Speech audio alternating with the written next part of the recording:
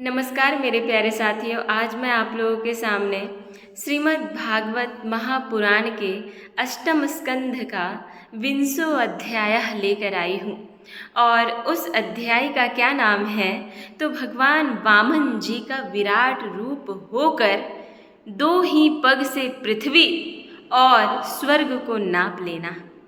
अगर आप इससे पूर्व के वीडियो को सुने होंगे, इससे पूर्व के श्रृंखला को सुने होंगे तो आपको पता चल गया होगा कि भगवान वामन को राजा बलि 3 पग देने के लिए हाँ कर दिए हैं, 3 पग पृथ्वी देने के लिए हाँ कर दिए हैं।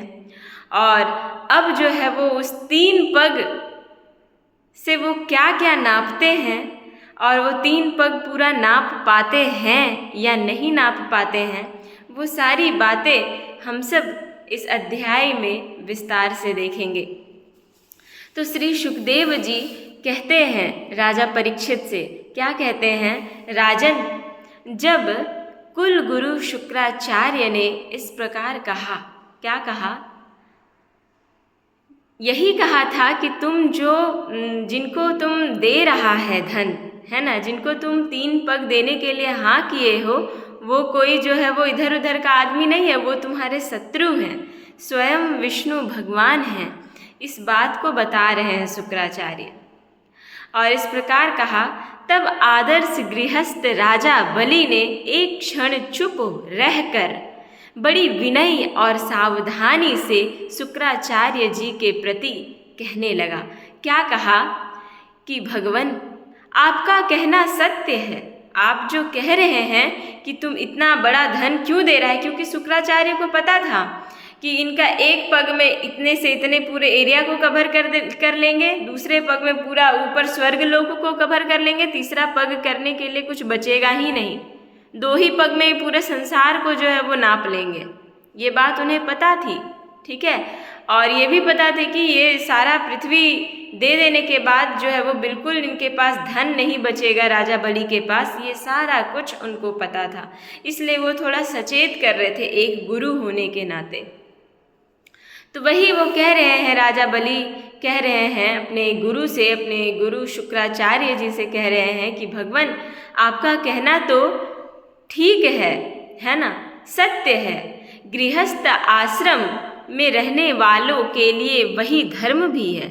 जो भी गृहस्थी लोग रहते हैं उनका सबसे बड़ा धर्म यही है कि उनके पास धन संपत्ति वैभव सब कुछ रहे, है ना, जिससे अर्थ काम यश और आजीविका में कभी किसी प्रकार का बाधा न आ पाए। परंतु गुरुदेव, मैं प्रहलाद जी का पौत्र हूँ। राजा बलि कौन है? तो महाराज प्रहलाद जी के पौत्र हैं और एक बार देने की प्रतिज्ञा कर चुका हूँ। अतः अब मैं धन के लोभ से ठग की भांति इस ब्राह्मण से कैसे कहूँ कि मैं तुम्हें नहीं दूंगा? मैंने तो एक बार कमिटमेंट कर लिया है, फिर मैं वापस ये बात कैसे कहूँ कि मैं अपने धन को जो कहा हूँ आपके सामने वो मैं नहीं दूंगा? ये तो एक ठगी का व्यवहार दिखाई देगा ना यहाँ पे। इस पृथ्वी ने कहा है कि असत्य से बढ़कर कोई अधर्म नहीं है। मैं सब कुछ सहने में समर्थ हूँ, परंतु झूठे मनुष्य का भार मुझसे नहीं सहा जा सकता। मैं नरक से, दरिद्रता से, दुख के समुद्र से, अपने राज्य के नाश से और मृत्यु से भी उतना नहीं डरता जितना ब्राह्मण से प्रतिज्ञा करके उसे धोखा देने से डरता हूँ। इस संसार में मर जाने के बाद धन आदि जो वस्तुएं साथ छोड़ देती है, यदि उनके द्वारा दान आदि से ब्राह्मणों को भी संतुष्ट न किया जा सके तो उनके त्याग का लाभ ही क्या है? दधीची, शिबी आदि महापुरुषों ने अपने परम प्रिय दुहत्यज्य प्राणों का दान करके भी प्राणियों की भलाई की है, प्राणियों की रक्षा की है। फिर पृथ्वी आदि वस्तुओं को देने में सोच विचार करने वाली क्या आवश्यकता है? सोच विचार करने की क्या आवश्यकता है? ब्राह्मण, पहले युग में बड़े बड़े दैत्य राजों ने इस पृथ्वी का उपभोग किया है। पृथ्वी में उनका सामना करने वाला कोई नहीं था। पृथ्वी में उनका सामना करने वाला कोई भी ऐसा पुरुष नहीं था कि उनका सामना करके पृथ्वी को लूट पाए, कोई नहीं था। उनके लोक और परलोक को तो काल खा गया, परंतु उनका यश अभी पृथ्वी पर ज्यों का त्यों बना हुआ है। गुरुदेव, ऐसे लोग संसार में बहुत हैं जो युद्ध में पीठ ना दिखाकर अपने प्राणों की बलि चढ़ा देते हैं, परंतु ऐसे लोग बहुत दुर्लभ हैं जो सत्पात्र के प्राप्त होने पर श्रद्धा के साथ धन का दान करें। गुरुदेव, यदि उदार और करुणाशील पुरुष अपात्र याचक की कामना पूर्ण करके दुर्गति भोगता है तो वह दुर्गति भी उसके लिए शोभा की बात होती है। फिर आप जैसे ब्रह्मवेत्ता पुरुषों को दान करने से दुख प्राप्त हो तो उसके लिए क्या कहना है। इसलिए मैं इस ब्रह्मचारी की अभिलाषा अवश्य पूर्ण करूंगा। महर्षि, वेद विधि के जानने वाले आप लोग बड़े आदर से यज्ञ याग आदि के द्वारा जिनकी आराधना करते हैं, वे वरदानी विष्णु ही इस रूप में हो अथवा कोई दूसरा हो, मैं इनकी इच्छा के अनुसार इन्हें पृथ्वी का दान करूंगा। यदि मेरे अपराध न करने पर भी यह अधर्म से मुझे बांध लेंगे तब भी मैं इनका अनिष्ट नहीं चाहूंगा, क्योंकि मेरे शत्रु होने पर भी इन्होंने भयभीत होकर ब्राह्मण का शरीर धारण किया है। यदि वे पवित्र कीर्ति भगवान विष्णु ही हैं तो अपना यश नहीं खोना चाहेंगे। मुझे युद्ध में मार कर भी पृथ्वी छीन सकते हैं, और यदि कदाचित ये कोई दूसरे ही हैं तो मेरे बाणों की चोट से सदा के लिए रणभूमि में सो जाएंगे, पर भागेंगे नहीं। श्री सुखदेव जी कहते हैं, क्या कहते हैं कि जब शुक्राचार्य जी ने देखा कि मेरा यह शिष्य गुरु के प्रति अश्रद्धालु है तथा मेरी आज्ञा का उल्लंघन कर रहा है, तब देव की प्रेरणा से उन्होंने राजा बलि को शाप दे दिया, क्योंकि उन्होंने तो शुक्राचार्य जी की बात नहीं मानी। और इस क्रोध में, इस आवेश में आकर शुक्राचार्य जी जो है वो श्राप दे दिए। क्या दिए?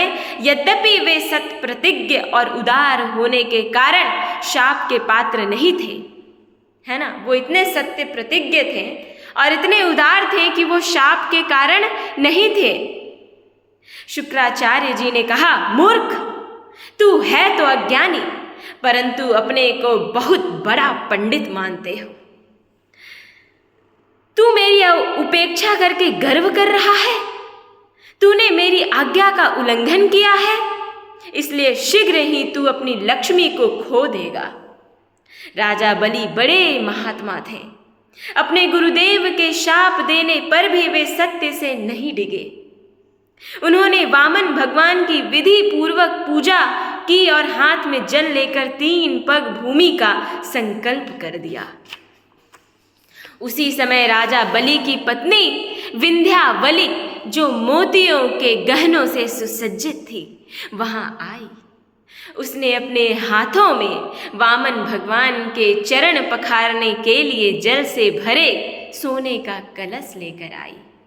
बलि ने स्वयं बड़े आनंद से उनके सुंदर सुंदर युगल चरणों को धोया और उनके चरणों का वह विश्वपालन जल अपने सिर पर रख लिया। उस समय आकाश में स्थित देवता, गंधर्व, विद्याधर, सिद्ध, चारण सभी लोग राजा बलि के इस अलौकिक कार्य तथा सरलता की प्रशंसा करते हुए बड़े आनंद से उनके ऊपर दिव्य पुष्पों की वर्षा करने लगे। एक साथ ही हजारों दुंदुभियां बार बार बजने लगी। गंधर्व किम पुरुष और किन्नर गान करने लगे।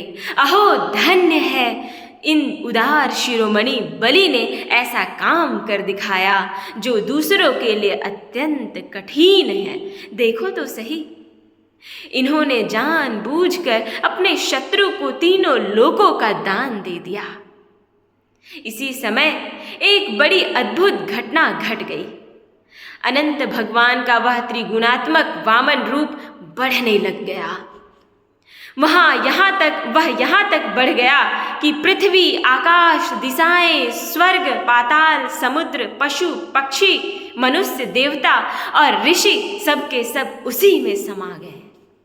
ऋत्विज, आचार्य और सदस्यों के साथ बलि ने समस्त ऐश्वर्यों के एकमात्र स्वामी भगवान के उस त्रिगुणात्मक शरीर में पंचभूत, इंद्रिय, उनके विषय, अंतःकरण और जीवों के साथ वह संपूर्ण त्रिगुणमयी जगत देखा। राजा बलि ने विश्व रूप भगवान के चरण तल में रसातल, चरणों में पृथ्वी, पिंडलियों में पर्वत, घुटनों में पक्षी और जंघों में मरुद गणों को देखा। इसी प्रकार भगवान के वस्त्रों में संध्या, गुह्य स्थानों में प्रजापति गण, जंघ स्थल में अपने सहित समस्त असुर गण, नाभि में आकाश, कोख में सातों समुद्र और वक्षा स्थल में नक्षत्र समूह को देखा। उन लोगों को भगवान के हृदय में धर्म, स्तनों में ऋत और सत्य वचन, मन में चंद्रमा, वृक्ष स्थल पर हाथों में कमल लिए लक्ष्मी जी, कंठ में सामवेद और संपूर्ण शब्द समूह उन्हें दिखे। बाहुओं में इंद्र आदि समस्त देवगण, कानों में दिशाएं, मस्तक में स्वर्ग, केशों में मेघ माला, नासिका में वायु, नेत्रों में सूर्य और मुख में अग्नि दिखाई पड़े। वाणी में वेद, रसना में वरुण, भौहों में विधि और निषेध, पलकों में दिन और रात, विश्व रूप के ललाट में क्रोध और नीचे के ओठ में लोभ के दर्शन दिखाई दिए। दर्शन हुए परीक्षित। उनके स्पर्श में कान, वीर्य में जल, पीठ में अधर्म, पद विन्यास में यज्ञ, छाया में मृत्यु, हंसी में माया और शरीर के रोमों में सब प्रकार की औषधियां दिखलाई पड़ी। उनकी नाड़ियों में नदियां, नखों में शिलाएं और बुद्धि में ब्रह्मा, देवता एवं ऋषि गण दिख पड़े। इस प्रकार वीरवर बलि ने भगवान की इंद्रियों और शरीर में सभी चराचर प्राणियों का दर्शन कर लिया। परीक्षित, सर्वात्मा भगवान में यह संपूर्ण जगत देखकर सब के सब दैत्य अत्यंत भयभीत हो गए। इसी समय भगवान के पास असह्य तेज वाला सुदर्शन चक्र, गरजते हुए मेघ के समान भयंकर टंकार करने वाला सारंग धनुष, बादल की तरह गंभीर शब्द करने वाला पांचजन्य शंख, विष्णु भगवान की अत्यंत वेगवती कौमोद की गदा, 100 चंद्राकार चिन्हों वाली ढाल और विद्याधर नाम की तलवार, अक्षय बाणों से भरे 2 तरकश तथा लोकपालों के सहित भगवान के सुनंद आदि पार्षद गण सेवा करने के लिए उपस्थित हो गए। उस समय भगवान की बड़ी शोभा हुई। मस्तक पर मुकुट, बाहुओं में बाजूबंद, कानों में मकराकृत कुंडल, वक्षा स्थल पर श्रीवत्स चिन्ह, गले में कौस्तुभ मणि, कमर में मेखला और कंधे पर पीताम्बर शोभायमान हो रहा था। इस प्रकार से जो है वो वे 5 प्रकार के पुष्पों की बनी वनमाला धारण किए थे। जिस पर मधुलोभी भौरे गुंजार कर रहे थे, उन्होंने अपने एक पग से बलि की सारी पृथ्वी नाप ली, शरीर से आकाश और भुजाओं से दिशाएं घेर ली। दूसरे पग से उन्होंने स्वर्ग भी नाप लिया। तीसरा पैर रखने के लिए बलि की तनिक सी भी कोई वस्तु ना बची। भगवान का वह दूसरा पग ही ऊपर की ओर जाता हुआ महरलोक, जनलोक और तपोलोक से ऊपर सत्यलोक में पहुंच गया।